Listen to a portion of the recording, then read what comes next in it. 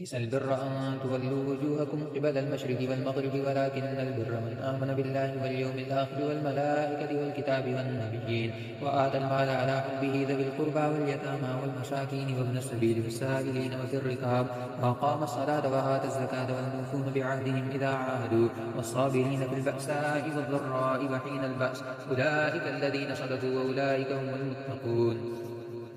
يا أيها الذين آمنوا كتب عليكم القصاص في القتلى الحر بالحر والعبد بالعبد والأنثى بالأنثى ومن عفي له من أخيه شيء فاتباع بالمعروف وأداء إليه بإحسان ذلك تخفيف من ربكم ورحمة ومن اعتدى بعد ذلك فله عذاب أليم. ولكم في القصاص حياة يا أولي الألباب لعلكم تتقون. كتب عليكم إذا حضر أحدكم الموت إن ترك خيرا الوصية للوالدين والأقربين بالمعروف حقا على المتقين فمن بدله بعدما سمعه فإنما إثمه على الذين يبدلون إن الله سميع عليم.